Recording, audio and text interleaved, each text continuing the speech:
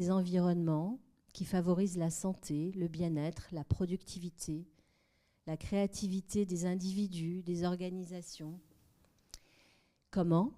En les reconnectant avec la nature.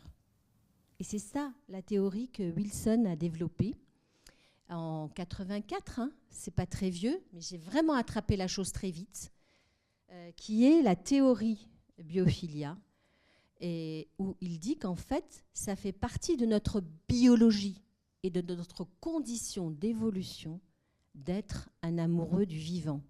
Ça veut dire que c'est comme si je vous disais, en étant dans les bons endroits de la nature, on est automatiquement en biorésonance naturelle et on se reconnecte. Et ça, ce n'est pas une façon de penser, ça serait inscrit, mais moi j'en suis convaincue, dans notre biologie.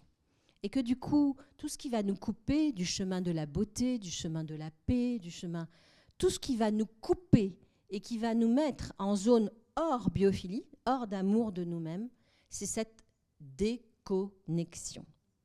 Et alors, vous avez vu qu'on est par exemple, moi j'ai souvent dit, en fait les prisons, il faudrait que ce soit des prisons à ciel ouvert. Vous savez, les Amérindiens, ils procèdent avec leurs adolescents à ce qu'on appelle des quêtes de vision. C'est le moment de l'adolescence où on cesse d'être le fils d'eux, la fille d'eux, et on est en train d'investir notre ADN et on les pousse, on n'est pas en crise d'adolescence, mais en quête d'identité.